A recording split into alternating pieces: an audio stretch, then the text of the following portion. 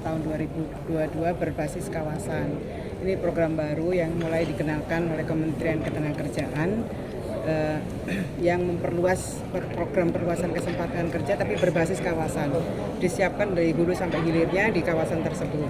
Untuk tahun 2022 ada 15 kawasan mulai dari ekosistem perkebunan kopi gayo di Bener Meriah, ekosistem ekowisata Sungai Bahbolon di Serdang Bedagai, komunitas masyarakat adat Kesepuan Kabupaten Lebak, pusat produksi buah-buahan Pangkal Pinang, kawasan industri garmen rakyat dan pengolahan sampah Ambarawa Kabupaten Pringsewu, kawasan kuliner rumah tangga Kota Jakarta Timur dan Jakarta Selatan, pengembangan pertanian terintegrasi Baung Bango Kabupaten Katingan, kemudian Pulau Sebatik Kabupaten Nunukan, agroforestry Waru Kabupaten Penajam Pasir Utara. Ini kawasan di IKN. Jadi kawasan-kawasan itu merepresentasikan dari daerah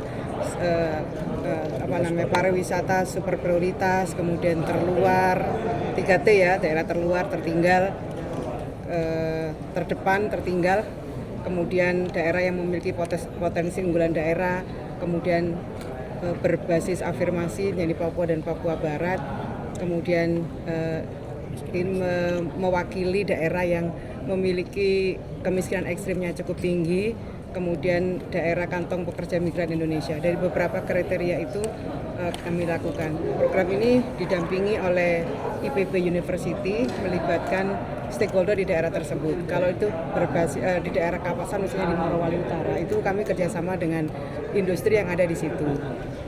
Kita berharap CSR di perusahaan industri di kawasan tersebut bekerja sama dengan program ini.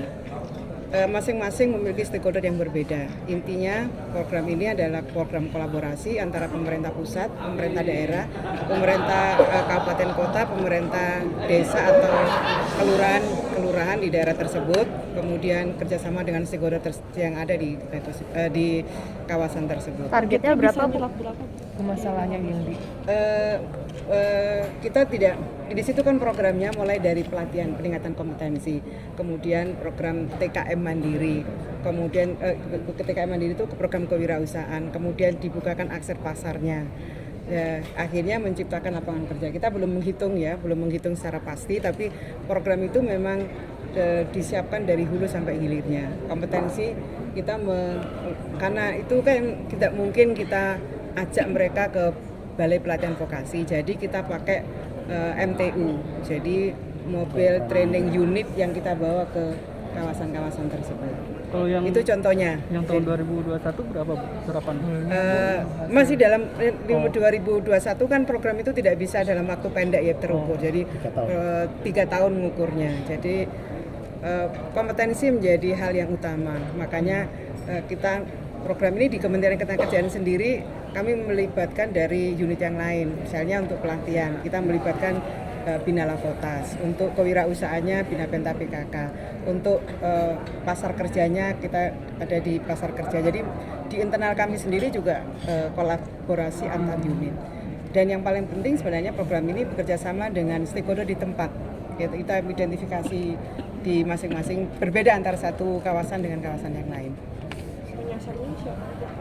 Masyarakat di kawasan tersebut. Nah, ya kan tadi ya bisa ibu-ibu, bisa pemuda, bisa disabilitas. Ini kan program inklusivitas, mengedepankan inklusivitas. Jadi semua saja yang ada di kawasan tersebut. Jadi tidak terbatas pada usia muda, usia tua juga. Makanya hari ini itu salah satunya Rembuk Nasional itu membuat bersama dengan IPB, kemudian kita petah dulu, peta daerahnya itu perlu dipetakan dulu potensi yang ada di kawasan tersebut. Nanti programnya menyesuaikan dengan kebutuhan kawasan di masing-masing kawasan. Itu berbeda pasti, antara satu dengan yang lainnya berbeda. Bu, mau nanya soal itu, Bu. Ternyata kan ada relokasi 3 pabrik sepatu ya, Bu, ke Jawa Tengah. Itu udah ada informasi belum sih, Bu? Kemenaker kan potensinya ada 22.000 yang di PHK karena pabriknya pindah ke Jawa Tengah. Ya,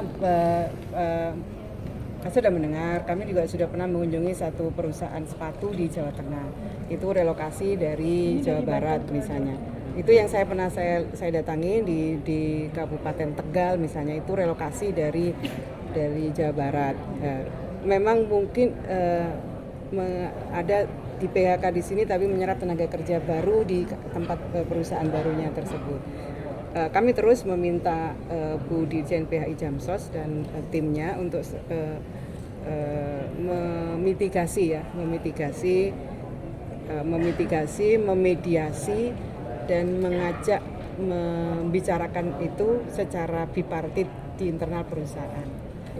Banyak sih perusahaan-perusahaan yang menyampaikan kondisinya tertentu, maka biasanya mereka konsultasi ke Direktorat Jenderal PHI Jamsos.